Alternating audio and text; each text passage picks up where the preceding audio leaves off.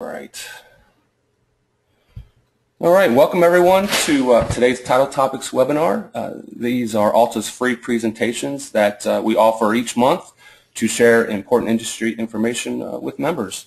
I'm Jeremy Yohe, Alta's Director of Communications, and today we'll be discussing pretty much how to fortify your business, how to lock down data, and how to protect the funds. Before starting, I just need to touch on a few housekeeping items. A copy of today's presentation was emailed earlier today to all registrants. If you didn't get it, please send me an email at jyohe@alta.org. That's jyohe@alta.org, and I'll send you a copy after the webinar. All participant lines are muted for today's presentation. If at any time you have a question, please use the chat box function, and we will address questions at the end of the webinar. As an added benefit, today's presentation is being recorded, and after it's processed, the recording will be available on Alta's website at alta.org/title topics. And again, that's alta.org/title topics. I need to thank SoftPro for sponsoring our Title Topics webinars for 2014. Their support allows us to offer these webinars free of charge. With that out of the way, let me introduce our speakers today. There we go. First, we have Vince Cassidy. Vince is president of Majesty Title Services. His company recently completed the assessment process and received best practice certification. So he's going to be able to offer some great insight into the implementation process during today's webinar. Next, we have Chris Gulotta, founder of Real Estate Data Shield, which offers a suite of security compliance solutions.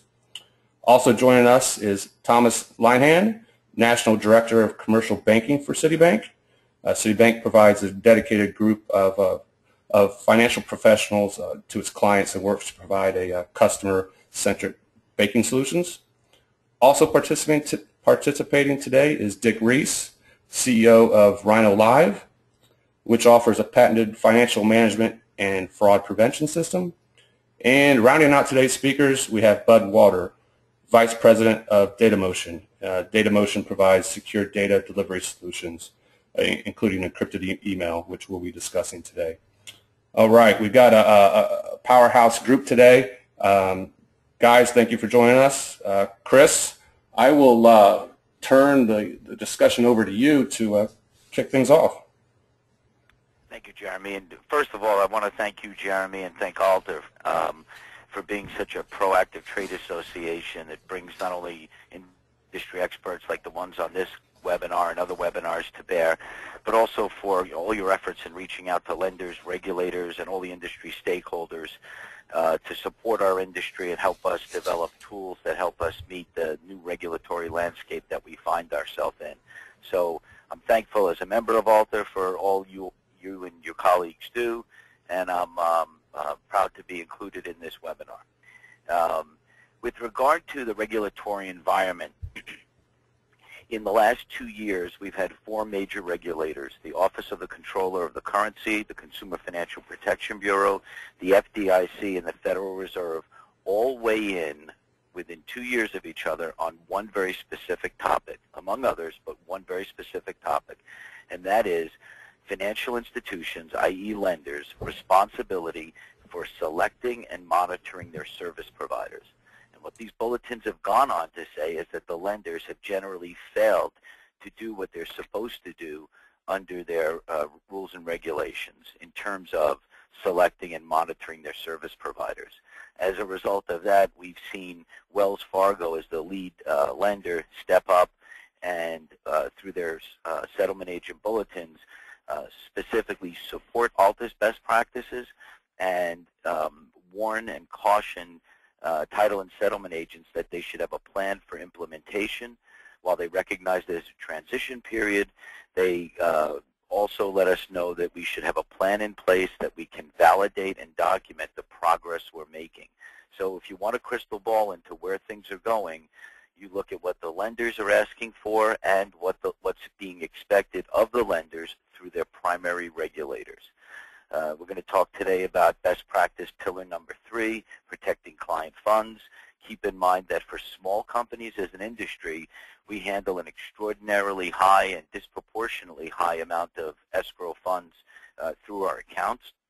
And with regard to best practice pillar 3, information security, again, for a relatively for an industry that has relatively small companies in it, with the average company being 10 to 20 employees, we traffic in some of the most toxic non-public personal information, things like the residential mortgage loan application, tax returns, IDs, and the like.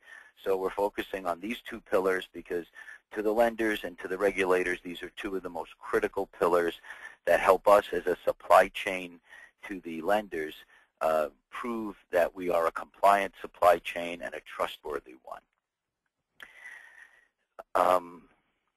So next thing I'm going to talk about is, can we slide along? And Jeremy, I apologize. Am I covering slide 4? Yeah, actually, Sorry. I just wanted to step in here for Chris. There's a lot of press, and there's been several articles in the ALTA newsletters and bulletins about a title company in Missouri that back in 2010 experienced wire fraud, and they lost over $440,000 that was fraudulently wired out of their escrow account overseas.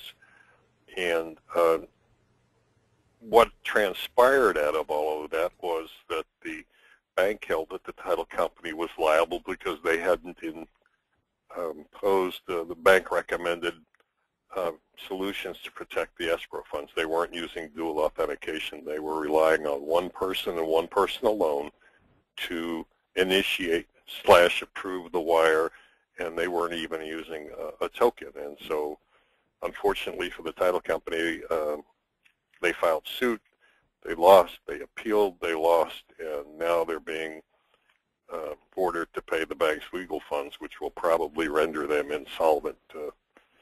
So Tom is going to share some ideas with you and examples of how email fraud schemes and all the other methodologies and techniques can be used to actually grab the information, gain access to your computers, and take the money out of your bank accounts. Tom? Yes, thanks, Dick. And thank you, everyone. We appreciate a few minutes today to share some ideas with you. It's Tom Linehan from Citibank's Commercial Banking.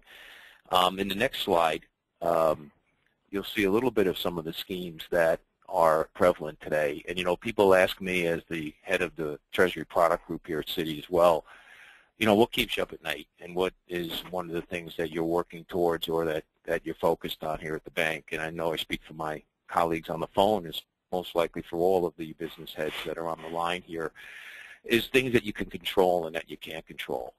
And some of the things that you'll see in the presentation here, the bad guys are getting better and better and better at ways in which they can infiltrate your company, the bank systems, so on and so forth, in order to use that for financial gain and financial theft. As the bank systems get more and more safe and more secure, so to speak, they do and they look for the easiest pathways in. And as you can see from the slide, several methodologies, including targeting consumers to steal their earnest money. The prevalent methodology that's happening today is an interception of email. Your email accounts are being monitored outside of your knowledge. The bad guys are actually emulating, after a long time of monitoring back and forth email traffic, emulating clients, and they are requesting bogus emails or requesting almost like the emails you get where you find people are saying, hey, I'm traveling and I'm stuck, and no one ever believes those. These are actually taking on the persona of clients where they are confirming deals that are going to be done and providing wire information. And other examples we have seen where there are bogus emails or actual emails that are actually intercepted, and the wiring information is changed within the body of the email or in the attachment, and then that email is resent from a bogus mailbox. But we are in a point-and-click world that we live in, and no one is seeing or noticing that the actual sending email is slightly altered, and the fake email or the fake wire instructions become the actual instructions. So nothing on the bank side has been hacked, nothing on the accounts have been hacked, nothing on the clients or the title or the settlement companies or the attorneys' accounts have been hacked. This is strictly an email hacking where that, as I mentioned, the traffic is watched and looked at, and the bad guys actually take on the persona of the clients. The funds are misdirected, and the funds are sent to bogus accounts that are set up at other banks. So I'm going to defer back to you, Dick, to see if you'd like to provide a couple more examples maybe from your experience. There are a myriad of examples. Thanks, Tom. In March of this year, there was a Texas bank sues the escrow firm to recover $1.6 million in fraudulent wire transfers. You're responsible for the transactions that are originated out of your banking interface, and it's not the bank's responsibility. So, and then there was another title company out in California. It was actually an escrow company, a little different name, but same functionality. They lost over $1.1 million because of malware and cybercrime, and during discovery, it was revealed that this company was not reconciling their accounts even on a monthly basis. And then also here locally in Virginia, we had a title company whose was attacked in a different way, where the malware actually went into the agent settlement software, and in an attempt to circumvent the online banking security and positive pay,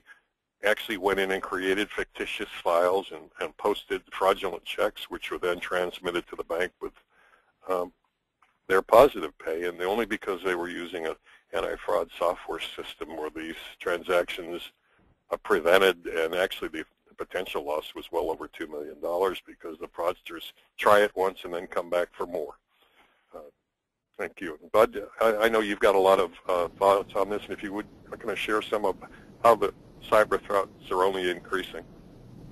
Yeah, this almost, thanks Dick, this almost doesn't need to be said, right? It's like 15 minutes will save you 15% on your car insurance. I think everybody knows that cyber threats are increasing in mainstream news over the past year. All the big names that have been hit by hacks and data breaches, whether it's Target or Home Depot, even JP Morgan Chase. What we probably don't know is the quantity out there. This research, I guess, is from PricewaterhouseCoopers, but when we say 48% rise, that's almost 42 million security incidents over the last year. That's like 100,000 a day. So this is pretty intense. I mean, people aren't sitting there in hoodies. They're in their pajamas hacking into things and stealing real money. So it's really important to think about how you protect your data.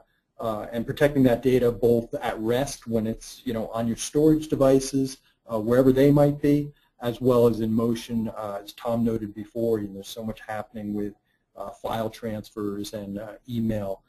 The ability to sniff that out when it's left exposed.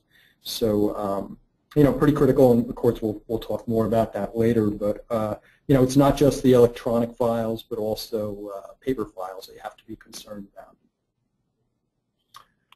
And Chris, you might have a word or two on this. Sure. So if a picture's worth 1,000 words, let's look at this one carefully. Don't be this guy. A pile of rain-soaked mortgage documents containing thousands of consumers' non-public personal information were recently discovered dumped in a field at a horse farm in Massachusetts. According to a report, the documents came from a closing attorney. Included in the pile were things such as mortgage applications, tax returns, driver's licenses, social security numbers, employer ID, and divorce records. Clear violation of not protecting non-public personal information.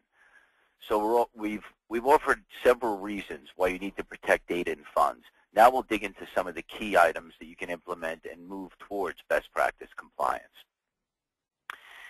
So here's a list of what we're going to be discussing today, and document destruction and storage, positive pay and payee match, only disperse collected funds, wire procedures, cyber insurance, and email encryption. Now that we've recapped some recent real-life examples of why you need to protect data and funds, as well as some changes in industry practices that will require the protection of customer data, now we'll dig into these key areas that you can implement to help comply with best practice pillars 2 and 3, and ultimately position your company as one that lenders will want to continue to do business with. Dick, can you start us off by talking about escrow account procedures that title professionals should consider? Well, very simply, it's a matter of reconciling your accounts on a daily basis using positive pay, segregation of duties, and ensuring that that you're following the policies and procedures that you have put in place. Hey, Dick. Good. This is Jeremy. Just a second. Hey, Chris. I think we were going to cover the document destruction. Yeah. Sorry. So let's get back on that track here. Okay, my apologies. So document destruction and document storage, what do you need to know about that? The way experts on this think of it is the compliant records management system, or an RMS. They think of it as a system because it really shouldn't involve just one or two specific things you do, but a whole policy and procedure wrapped around it that kind of makes sense and incorporates everything. So with regard to document destruction, you shouldn't think of just paper. You should think of digital media as well. Hard drives, hard disks, floppy disks, the whole thing. So it should be all media. I recommend, it's not required, but I recommend a shred all policy. You don't want your staff at the end of the month missing the fine print with the Social Security number in it. I recommend a shred all policy. Ensure that all your network, printer, hard disks, and all other hard disks and backup drives are properly destroyed when you cycle them out. You should have locked on-site storage bins for these documents that the storage company comes in once or twice a week, cleans out, and gives you a receipt for it. You should choose a destruction company carefully. Ask questions like, does your provider assess your destruction practices and needs? Let them know the kind of business you're in, what you handle, and the type of data and digital media and paper that you process and cycle through your business, and let them lend you their support and advice. Do they undergo their own compliance reporting? You want to make sure that these companies that are representing that they're properly destroying your paper and digital media are themselves monitored and maintain the highest possible privacy standards. Do they have barcode tracking for locked on-site storage bins? And those are just a few questions you should ask about that. In terms of document storage, again, very critical that you choose your service provider carefully. I recommend conducting an on-site inspection of their facilities, sitting down with someone there and going over their security practices and all their privacy and security measures. Ask questions like, does your provider conduct, your document storage provider conduct background checks on their personnel? Do they use security cameras? Do they disperse your files throughout their facility, so if there's a fire or a flood in one part of the facility, that your documents are spread out in different parts of the facility or dispersed so that you're not completely at risk? Does your provider, again, undergo their own compliance validation? Can they document the chain of custody on your files? Do they index and retrieve at the box, file, or even document level? Do they have 24/7 security, and have they adequately protected their facility from fire or flood threats? And can they also image docs and destroy docs depending on your needs? And I'd like to Chris, introduce... Yes. Yeah, this is Vince Cassidy. This is probably a good time for an agent to just jump in and discuss a little bit about implementation hurdles around some of these policies and as we went through the assessment and certification. You know, the first thing is, if you're running a title agency, you probably laughed when you saw the clean desk policy when you've got 15 to 20 files on your desk and you're working 12, 14 hours a day. So one of the things that we thought about doing is how to best comply with that. Yes, we lock them down, but what we decided to do is completely secure our work area. So all doors coming in and out of our secure area have separate codes attached to them that only the employees that work in that area are going to have access to. Our building inside and out has about 8 cameras now, recording up to 30 days of people coming in and out. If you're a title agent, how often does surveyors come in and they want to bring something for your closers and your processors, and they walk back right into your production facility? That's been completely eliminated for us now. One of the side things about the camera that maybe you might find interesting is my parking lot is videotaped. I had a realtor come in, go across the street one night for dinner, comes back, his car was in a car accident. We provided the videotape for that guy to get the person who hit him. So we ended up picking up a realtor that night. A couple other things that would be of interest, I think, is we talked a little bit about cameras. We needed to get our employees ready for these changes. You know, we talk about best practices, but, you know, when you sit down and you talk to your employees about what's IT training and what should you do and what should you not do, we engaged Chris's company, Reass. They did some great training for us. We engaged a local technology audit company that specializes in just doing audits for entities that are monitored or have to comply with federal guidelines. So we really wanted to get people who had that kind of experience.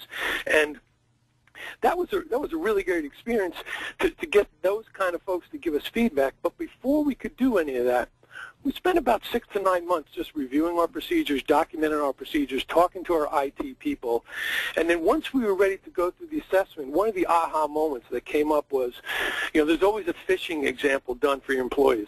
So a phishing, you know, we trained our employees, do not respond to phishing attempts. Look at the emails. You know, wouldn't you know of it, 2 people got an email from me saying, would you please give me your logon credentials? And they replied. So, you know, the point being is it's probably, if you said it 3 or 4 times, it's probably worth saying it 5 or 6 times. Just get the point mentioned about the importance of protecting that information. The last thing I'll mention is that we're pretty much a paperless environment. At the time the transaction is closed, recorded, and policies are issued, that file is destroyed then. So we don't have file rooms full of files. It's destroyed on-site, maintained, and the people are coming on site to do our destruction as well. So there's no paper files for anybody to get their fingers into. Chris, I think that's probably enough about how I implemented a few things. Hey, Chris, this is Jeremy. Yeah, Vince, great perspective. We're going to shift gears just a little bit and talk a little bit about how to protect funds and some escrow account procedures. Tom and Dick are the experts in this area. Tom, could you lead us in this discussion, touch on positive pay, and then Dick, please add your thoughts as well. Sure, Jeremy, and thanks again. You know, one of the things, obviously, that our team gets heavily involved in with our clientele is to take a look at their banking, take a look at the way they're set up, and look and see what products and services are available to help provide the type of protections that are necessary as you transact daily. The challenge in any bank and with working with our clients as partners is how do we create services and products that are safe and try to get the utmost in safety, but also try to keep convenience.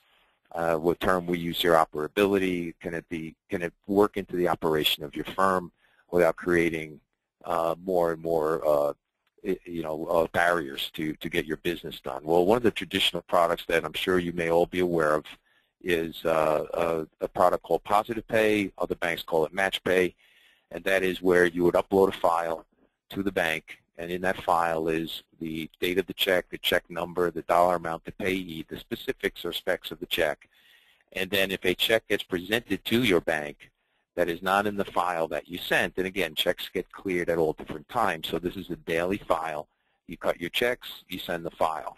Then as the bank receives the check for payment, if there are no matches on those 4 items, you will get a file sent to you to determine, or decision, if you will, any of the defaults.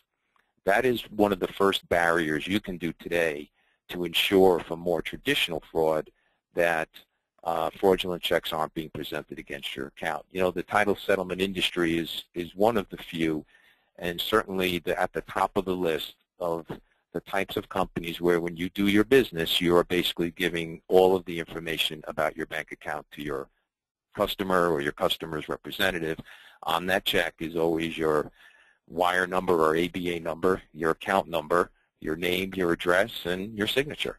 And obviously checks can be altered today. The technology exists today where you can probably create a check that looks even better than the check that your bank is working with you creating.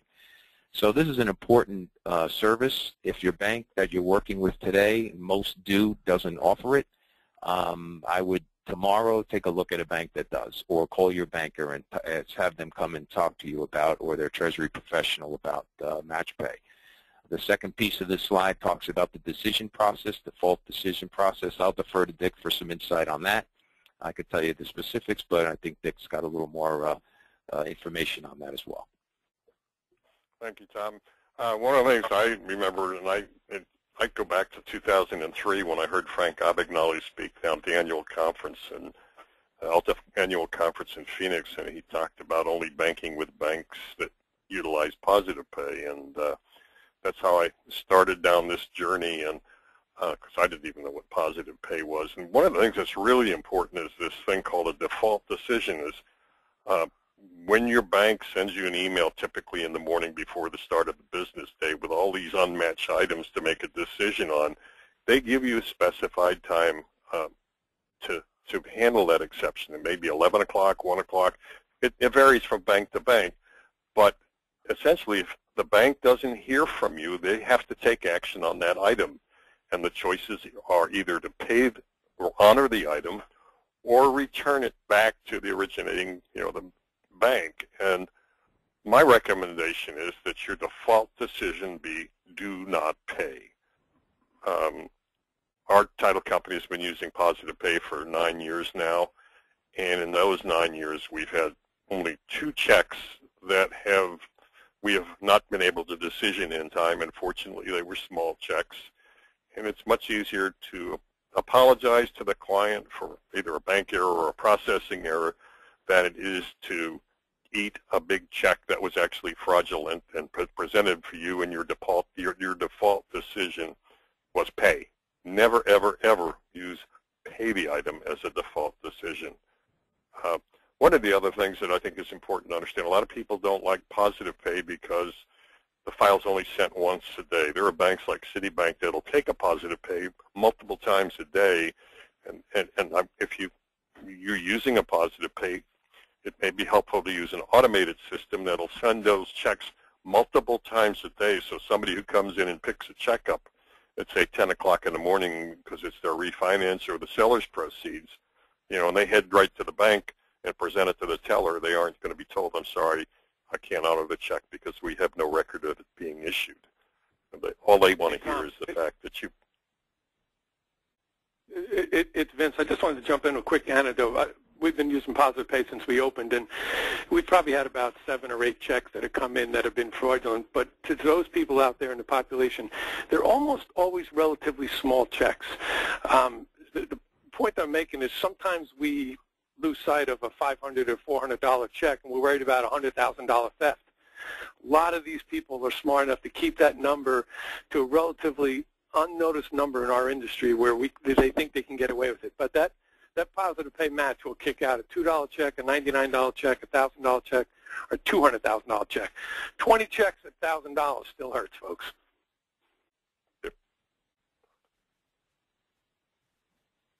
Now, the other thing that and this is things you need to be aware of, is that you really only should be dispersing what is called as collected funds. And we have in the title industry this term called good funds.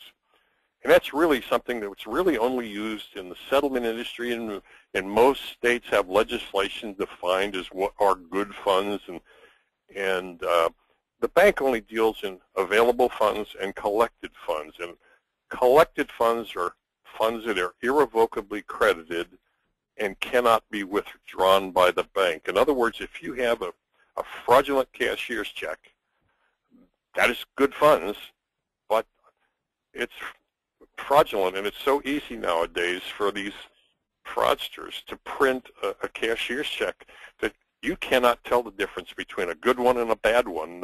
The printers and the inks and the copiers are so sophisticated that you can't tell the difference. That's a lot of reasons why the Treasury has gone to all these different elaborate procedures on the currency. Well, if one of those cashier's checks are presented to the bank, deposited under the Funds Availability Act of 1987. The bank makes the money available to you the next day, and you disperse it because that's the proper thing to do. It takes a couple days to become collected funds, and so if it goes back to the issuing bank and they return it because it's fraudulent, that money can be removed from your account. So really, the only things you're looking at is as collected funds on receipt are Fed wires and cash. And you know the deal that with cash, if it's over $10,000, you've got to make a report to the IRS. And so, and there are some states now that have come out and limited how much good funds you can take at the table. I like when we get to a closing and the realtor who's been involved all the way along tells the client to bring a cashier's check for $250,000. And of course the deal falls apart if we don't accept it. So we do accept that cashier's check for $250,000 and tell them that we will be able to give them the keys in a week after that check clears and comes back. Usually we get a wire that afternoon. So we never like to say no. We like to give alternatives, and one alternative is clearly let's just delay the keys while everything else can close, and usually we get a wire. And when it comes Tom, I'll just add one item, if you guys don't mind, on checks where it involved a cashier's check. Before we move on to wires, we had a client that issued a cashier's check at a closing.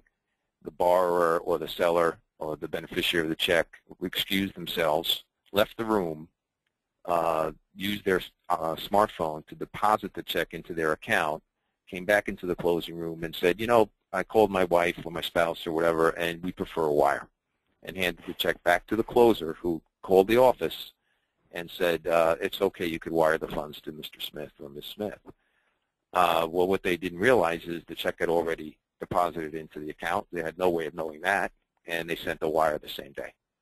So one of the things we try to tell our clients in the title settlement space is as soon as that check leaves the room, whether it's a check out of your account, a bank check, consider it transacted. And to Vince's point, I like that. If they come back into the room and change their mind, you say, no problem, we'll have to put a stop on this check, and when that clears, we will wire you the funds. So just a little point of a little experience that one of our clients had. Fortunately, obviously, this person who thought they could get away with this, it didn't go very far. But just the point and note that when that check leaves the closing table, consider it, with the technology we have today, consider it transacted. Go ahead, Jeremy, I'm sorry. Just wanted to add that little example. No, that's really good, Tom. And there's just so many things out there that it all has to be documented, and good training has to be done. And one of the things is talking about establishing formal procedures for sending wires. And Tom will talk a little bit about on the next slide about NACHA and FBI guidelines on how you ought to be handling and conducting your wires. But it all really comes down to strong authentication, which means really complex passwords, not Mary 123, because there's so many. You can buy a password cracking software out and right on the internet, and dual controls, limiting the administrative functions to the settlement software so that only one person can do an individual task, and that not one person can do everything. And the other thing that's important is to freeze your files, so after disbursement, nobody can come back in and change everything. And again, daily reconciliation. And Tom, I think the next slide you talk a little bit about the nitty-gritty of NACHA and really what the agent has to do to lock down their online banking. Yeah, sure. Thanks, Dick. Yeah, one of the things we talk to our clients about and work with them on and help them to find these solutions internally. Some offices have the person power, some don't. Some have folks where they may need to add some functionality to. But one of the things that we stress is, if possible, is to have a dedicated standalone computer for your banking. The way that a lot of the theft is done through malware infiltration, and for the bad guys to access accounts and basically become your users, and then obviously have unilateral authority to move wires out is through a computer that might be used for multifunctionality, being on the bank, someone's using it at lunchtime to shop. You have no idea when you're picking up malware. Sometimes malware can be put onto a very legitimate website. You don't know you're on it. I mean, you're on it, but you don't know you're getting it. Obviously, banking use only, if that can be done, prohibits users or employees from going out on the web and picking up this, these malware infections. Obviously, no flash drives putting onto this computer when folks bring in. It's kind of like, no bring your own software to work. Keep, if you have folks who help you with your IT, ensure that they can put where, and I know I have this at Citi, where we cannot bring any outside flash drives and put them onto our computers. It blocks it. Obviously, malware protection is key. It's something that you should be looking at and doing on a biweekly or at least monthly basis to ensure that whatever malware might have been picked up is found out. One of the things we've developed here at Citi, and certainly talk to your bank about it, is while our users are online, we are able to monitor if the computer they're using has malware. That's a huge development for us, and it's helped us to help clients get more and more safe. Obviously, automatic updates. It's very important to update your drives, your systems. All of the folks out there that are putting this software out there continuously work to have their products and services safer. So when those updates are sitting there on as they are in, that should be a cobbler's kid's shoes here on my computer where I have 52 Windows updates, take a minute and get them done. And probably one of the things you can do right now after this call is work with your current staff and work with your bank to ensure you put on dual authentication or dual authority, as we call it here at Citi, for your outbound wiring. That way, it is very hard to manipulate two users in the scams that involve social engineering where folks are having their IDs compromised. Dual authority should be available on any of the bank's systems today, and it is something I think that not only for internal audit to help protect against internal fraud, it absolutely is one of the easiest and best ways to try to fight cyber attacks or external fraud. Hey, Tom. Yes. Real quick here before we move on, and Vince will let you jump in here as well. Two quick questions.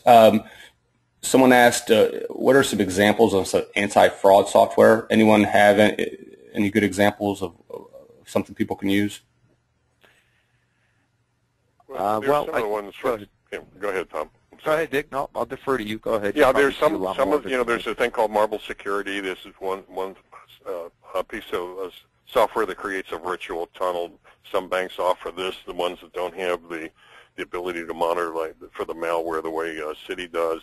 Another one, some banks use this protocol called Trusteer.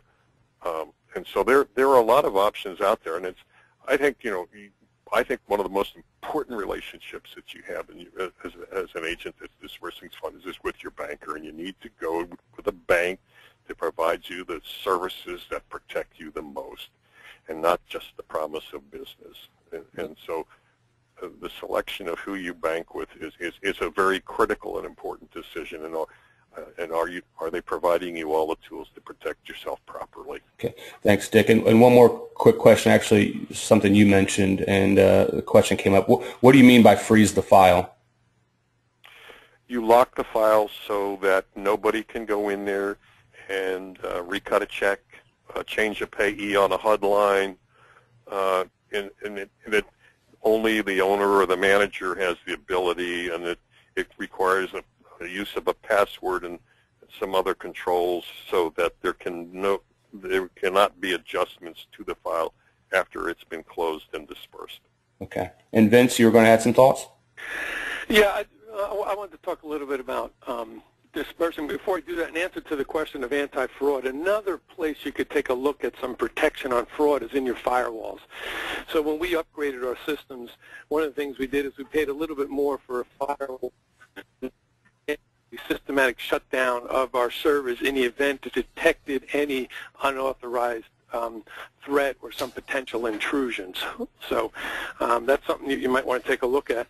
And when we talk about best practices is there's a lot of discussion around dual controls, and you heard today about dual authentication and wires. One of the things that I was always amazed at when I would be interviewing potential closers, and they could have 2 years or 10 years or 20 years experience in the industry, and undoubtedly every closer I interviewed would tell me, oh yeah, I sign escrow checks for my company. And I kept wondering, why are title companies letting all these closers out there execute escrow checks? So in our company, the only people who can sign an escrow check are me, the owner, and my 2 managers. Nobody else can sign an escrow check. All checks are blank, by the way. We use blank check stock, so we don't have any of that check stock laying around. So those are kind of simple things that you could implement to kind of tighten up. And then just the last thing about electronic banking. I know we don't want to accept ACHs, nobody really does, but make sure you have debit block on your trust funds, on your trust accounts. Prevent somebody from initiating a debit to your trust funds with an ACH debit block product. All right. Tom, we're going to transition to the next slide. Great discussion. During the Q&A, Vince, I want to come back to you and talk a little bit about the dual control. Someone had a question about if they're just a sole practitioner, and maybe some of the other guys can give some thoughts on what maybe some other people who are just one-person shop on how they handle this. But Tom, you want to quickly kind of review this next slide, and then we can get into the email encryption. Sure. Again, some of the things we've covered here, obviously, is some of the ways that the folks who want to compromise, your account, steal the money. Obviously, we try not to open emails from an unknown source. We do, again, I'll repeat, we live in a click and point society here where we tend to, try to get through things very quickly. We have 1,000 things going on. If you don't know who sent it, don't open it. Obviously, never respond to a suspicious email or click on any hyperlink. These are absolute ways of uploading or downloading or getting malware onto your system or onto your computer. If you're unsure of who sent an email, call the source. One of the things we stress is the IRS, certain government agencies will never contact you via an email. They are a letter-writing entity. They're not, some of these we've seen are the IRS, fake IRS emails that say, open this immediately due to an error in your tax return or something like that. It's not going to be how they communicate. So again, this is information to share with your teams, your staff, your colleagues, people you do business with. You kind of, we call it keeping the chain clean, keeping everyone connected around you in the process and the mortgage process as safe as possible. If it comes from the bank, obviously call your banker. Never open it. The bank isn't going to email you, and if they do, it's junk. I'll speak from Citibank. The only email I get from Citibank, it's junk Citibank about another account or something like that. It's not going to be anything that has to do with your business. And obviously, never provide confidential banking credentials, over the internet. One of the things we also stress to our clients is when you're online on our platform, we do not interact with you in chat.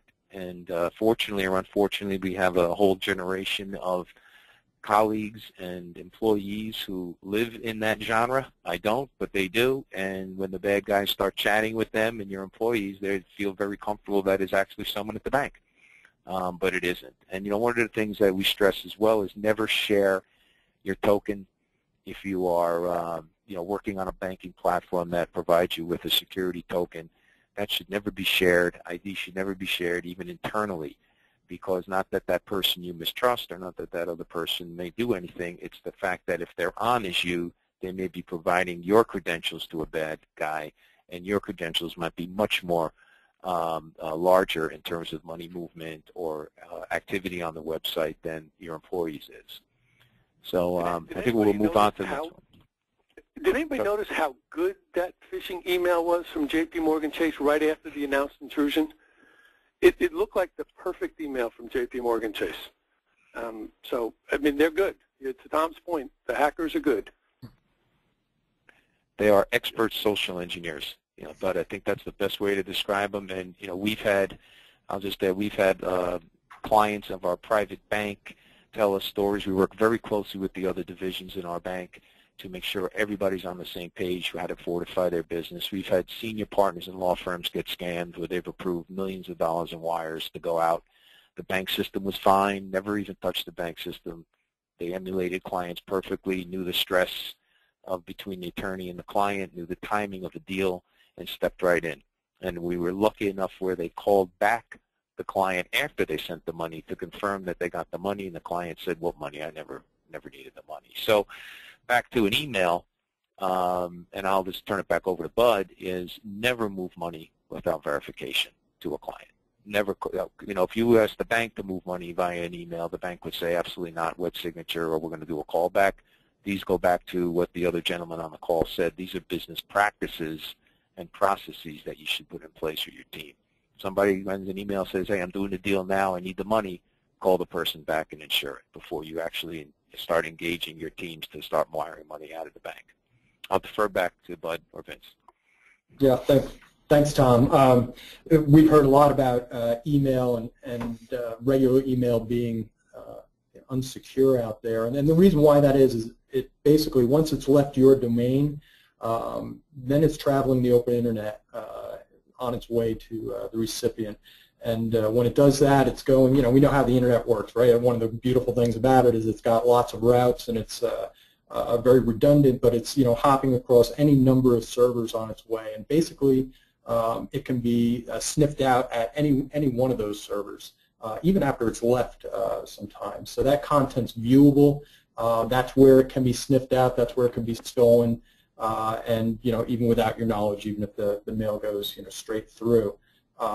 You know, we do a lot of work in encryption for email and file transfer across a lot of industries, and, you know, it's all the same. It's security and making sure you're in compliance, because it's, you know, we use this expression, you know, it's like kind of sending all your private information on the back of a postcard. You know, anybody that can kind of pick it up, it's all there and readable.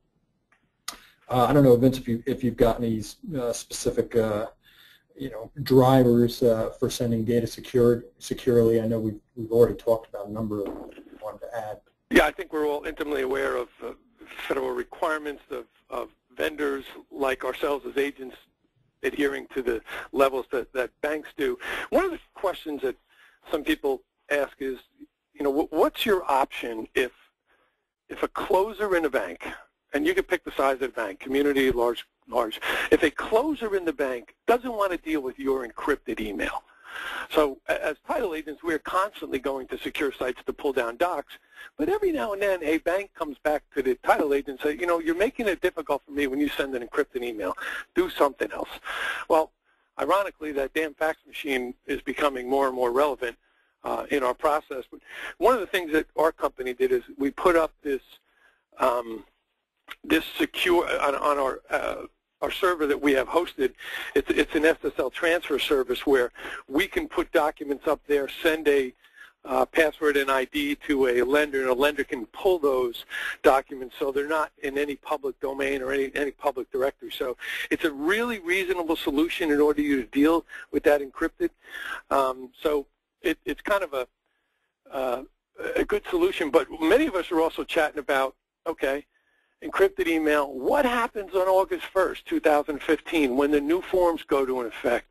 And depending upon the lender that you're doing business with, either you're giving information to them and they're completing the new combined statement, or they're giving the information to you and you're doing it on their behalf.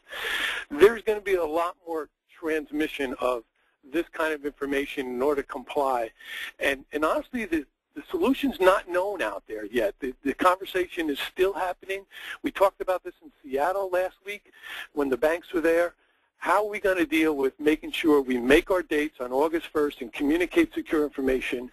So there's more to come on this, but it'll just be another hurdle that we in the industry are going to address and make sure that we're able to comply with transferring data in a secure fashion.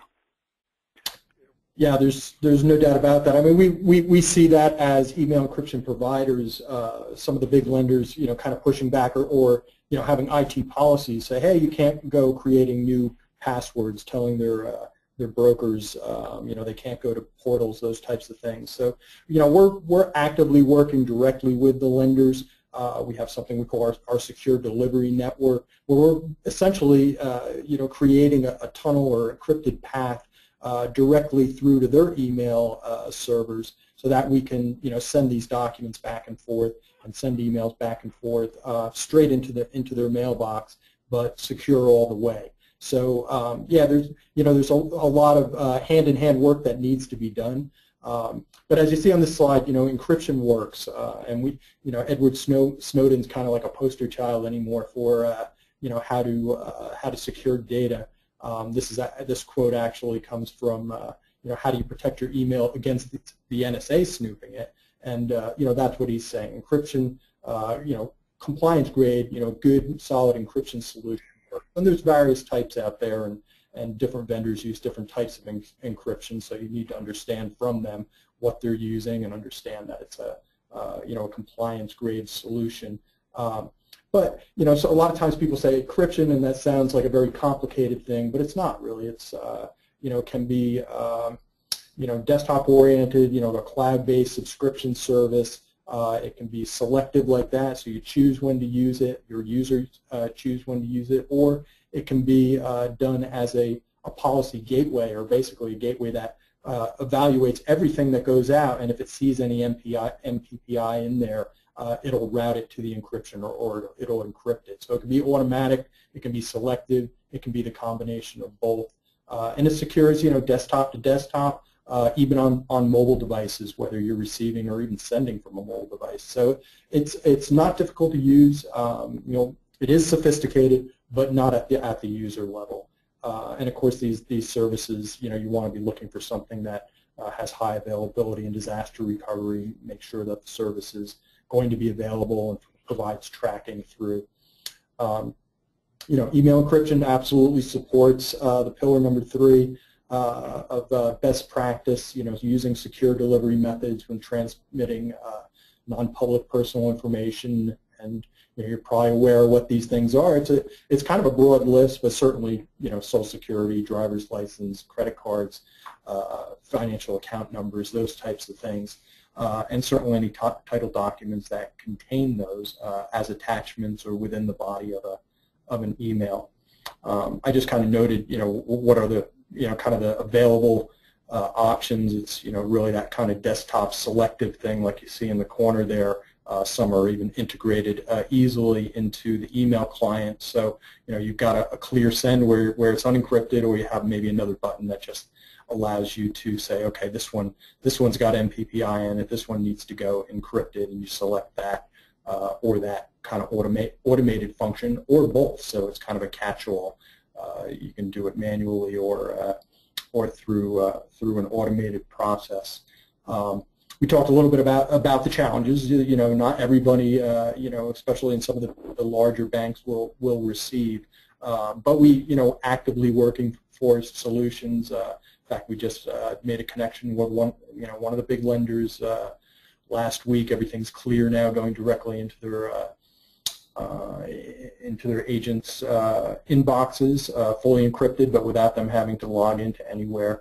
And we're actively working another one of those right now. So, it is an ongoing solution development, but the encryption part of it's really kind of key. I don't know, Vince, did you want to touch on anything else there? I don't know, the type of documents. Maybe everybody knows. Yeah, one sentence or two. I think the thing that probably gets our hair on the back of our neck up is when we get a 1003 email to us from a lender in order to expedite the clearing a title with certain relevant information. There are plenty of other title documents, but man, if we could find a way of stopping that 1003 from coming across, because once it hits our database, once it's in our server, now we've got to make sure we've protected all that information that that risk just got passed to us. So that's the one thing I'd love to find a way of stopping from happening coming in. Mm. Well, it's like, go ahead. Yeah, I was going to say, if you don't think people are watching and looking at your emails, last year I sent an email to Norwood Gay, who was former senior counsel for the fund, and it was a couple of pictures I had taken from my Navy days, and within 5 days of me sending that insecure email, those pictures were on the internet on a Navy website. And I called, and he hadn't done anything. So somebody was reading my email in addition to the NSA. Well, it's definitely happening out there. So you know, it's why demand for encryption solutions is really on the rise.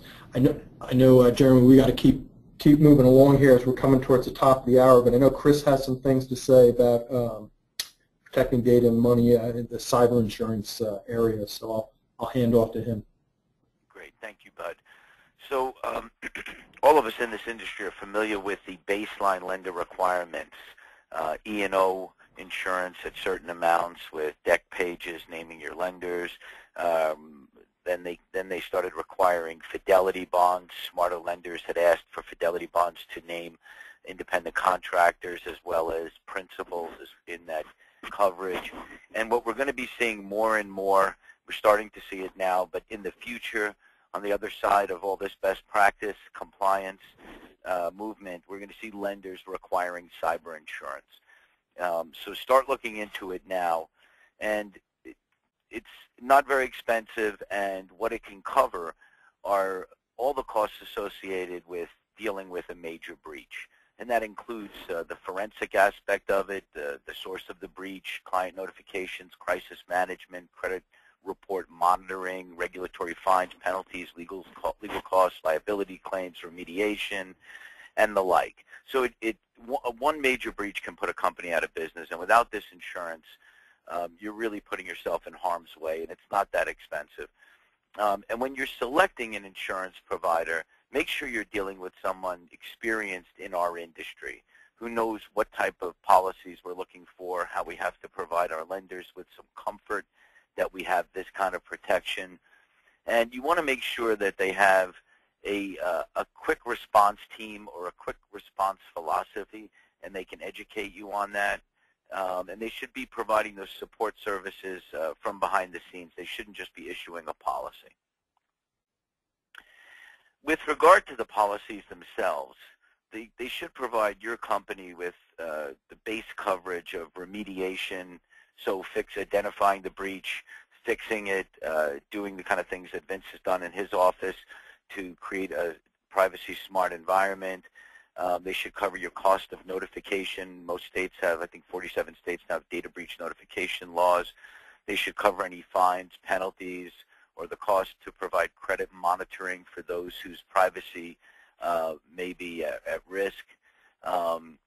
Sometimes they'll provide third-party claims for negligence and all the regulatory expenses and rogue employee damages. With regard to your lenders, you want to be able to show them that you've got this in place the same way you have E&O and fidelity bond protection. They want to know that if you suffer a security breach, that you've got the resources and the insurance coverage to protect you and to ensure that you're going to be able to cover all these expenses, fines, penalties, and remediation costs so that they're not brought into the crisis. Lenders or any other institutional client or business partners will be comforted knowing that you have this insurance in place to cover these kind of costs and expenses. And in other industries that deal in the kind of monies and secure information that we deal in, they were already required to do this. So the industry is just really catching up to what other industries that also traffic in the dollars and data that we do are required to do. And with that, Jeremy, that's all I have on cyber insurance. I'd like to turn it over to you for the Q&A if we could. All right. Hey, Chris, thanks for getting us back on track. We are at the top of the hour, but we will hold a few minutes here to address some questions. We sprinkled a few in between. Two major themes of a lot of the questions that are coming in, one on email encryption, so we will get some questions on those. The other is, how do small operations comply? How does an office, if it's a sole practitioner or just have a couple employees, how do they implement these policies and procedures? And one was on the dual control. Tom or Dick, any advice to the people out there who are running an operation by themselves? Go ahead, Dick. Yeah, dual controls is probably the toughest one. in that way, one of the things you would have to do there is make sure that you have to have a positive confirmation with the bank, and that the bank will not send your wire unless you personally communicate with them. And then in regards to some of the other dual controls, Alta does provide for the use of third-party providers for the reconciliation and oversight of your escrow accounts. And in some ways, it's, compliance is easier because your bandwidth isn't very wide. Everybody says the small company has got problems because we don't have the assets, but then again, you get to see all of your employees on a daily basis, and some of these larger companies with multiple offices have a much more complex and unmanageable problem. 2 weeks ago, I attended the MBA Regulatory Compliance Conference, and the CFPB got up and spoke, and their comments were basically, they know that the home office will always be compliant. They're more concerned about the branch offices, the one out in the, and so they're going to be looking at the branch offices. And so just because you're small, you do have some advantages in terms of getting everybody on the same page when it comes to compliance. But then it does create some other problems in terms of resources to do all of the things that need to be done. And folks, I'll add just, work with your banker or your treasury sales professional, if you're a sole provider or sole practitioner, to take a look at their respective online system and look for all of the facilities they offer, all of the functionality they offer, and take away those that you do not use. For instance, we may have firms that bank with us that would never do a foreign wire. Well, they could work with our team to remove that option from the menu online. Well, what does that do? Obviously, it prevents the bad guys from being able to wire the money out of the country. Also, you could create dual authority by taking yourself and not making yourself the systems administrator. You can rely totally on paperwork with your local bank representative in order to add functionality or add a user or delete a user. If you're a sole practitioner who is the full operator and you're operating with no limitations, but you're also the systems administrator, you are now taking on many, many roles that if you got compromised, the bad guys can emulate you, add a user, give that user full entitlement onto the banking system, and then that user, fake user, would wire money out. So try to find places you can split. Dick made that point earlier with the bank, if the bank offers that. It is very difficult in this day and age if you're a sole operator and you're online to try to create bifurcated functionality, but you can do it. And again, what we stress to our clients and the folks we make these presentations to is sit down with your banker. I think Vince or Bud said that as well, at least once every quarter to see what changes are being done on their systems, what can they do to help you as maybe a lower populace, instead of small company, just a lower populace in terms of employees, and how you can create segregation in order to create safety. But also you have to be able to work. One of the easiest they may say is, well, give yourself a dollar limit. Well, as soon as you give yourself a dollar limit, there's going to be that Friday at 3 o'clock where you're going to have a closing where you're going to breach that, and that's going to be a headache. So really dig in and take a look at the menu and see if you're never going to use certain things, take them away. Tell them I don't want them on it, leave it, take it off of my entitlement report, if you will. And if I ever want them again, I'd have to sign a document to have them put back on. So again, just an idea to go with that. Great, Tom. Thanks. Great advice. So moral of the story, talk with your bank, talk with your bank, talk with your bank. Question about encryption, and we'll field a couple here, and then I think we'll call it a day. But we'll have the contact information for all the speakers. Please feel free to reach out to them if we didn't get your specific question answered. Bud, maybe you want to take a first crack at this question. There's emails that you're sending. There's emails that you're receiving. There's emails that's sitting in your inbox folder. Does encryption, or are there services out there that protect the emails that's sitting in your inbox folder in Outlook? Yeah, that's well. So there's where you get into your data at rest. So that's when we look at encryption, we talk about data in motion and data at rest. So email encryption is really addressing the data in motion. Once it's been received, once it's on your local drive or even in your local server, it's been unencrypted at that point. The encryption actually happens in the cloud or well. With our service primarily, it's done in the cloud. So you do want to look into encrypting your data at rest. So that's encrypting your devices, your servers, using a encryption technique to do those devices. And one of the big benefits of that, and we see it a lot in the healthcare industry. A lot of the data breaches are through lost and stolen devices, and email encryption won't address that. That really has to be, a data at rest solution. Are there some we can recommend? I don't know if any of the other guys who do some of the consulting in this space make any recommendations around, different providers for at-rest encryption. DataMotion, we just address email encryption, so data in motion, as the name implies. But I mean, there's many out there, of course, and they're not onerous in terms of implementing or cost. Hey, Dick, were you going to mention something? Yeah, we're in the process of doing just that and putting in some very advanced firewalls and also database encryption, and it's expensive, and okay. But it's necessary, and the problem is, how does the small agent do that? And that's perhaps where they need to look at some of these cloud solutions that are offered either by their underwriter or through some other third-party sources that provide that service for them.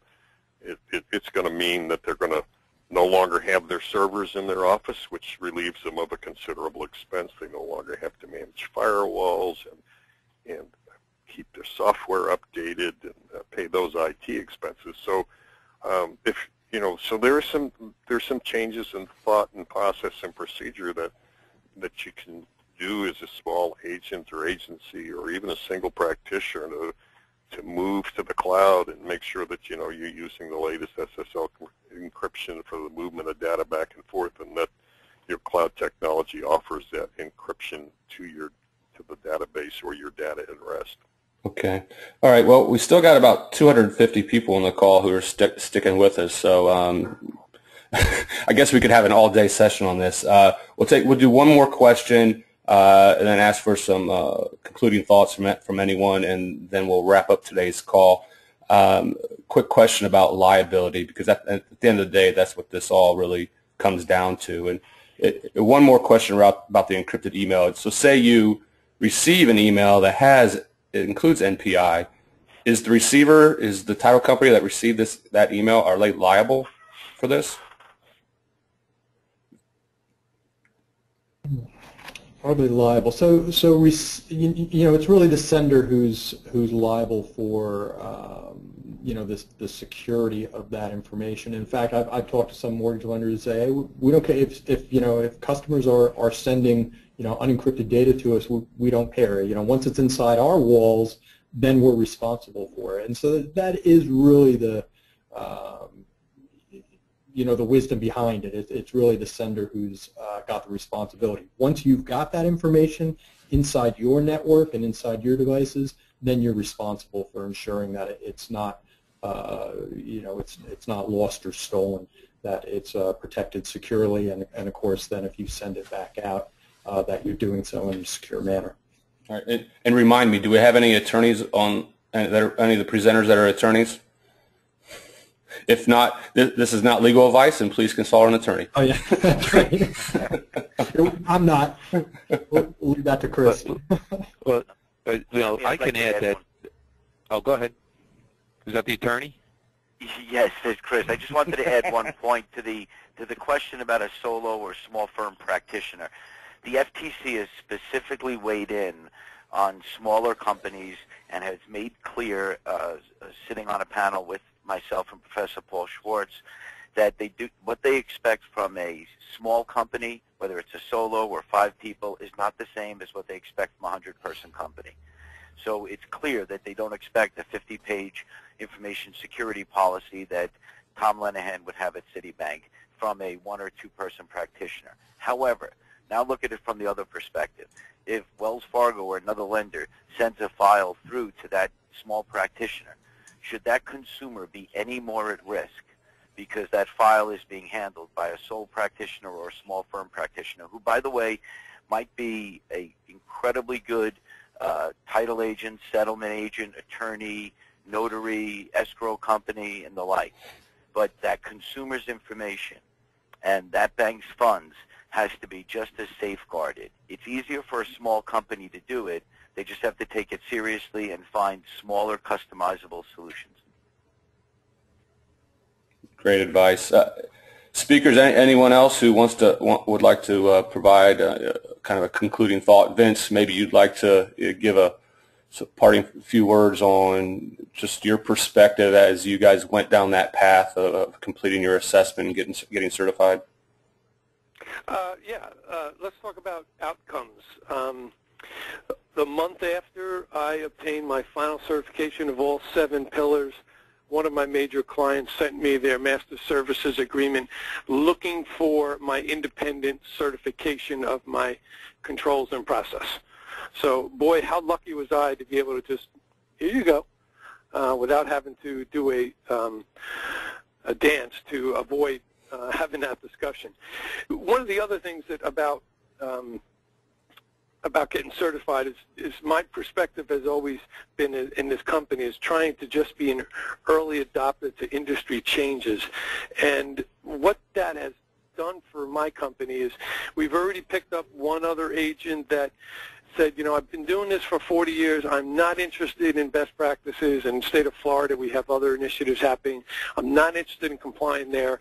So those people that get ahead of this certification process who have a desire of growing their business are going to find other agents looking to join you and bring their business. And then the last thing, such as what we're doing today, but more importantly with my clients and with our realtors and our lenders, we're a subject matter expert now when we talk about what our industry is doing, where we're going, how we're protecting your clients' funds. And, you know, it doesn't hurt when I close the presentations that I have with realtors and bankers to say, you know, you really should make sure you're doing business with somebody who is best practices certified.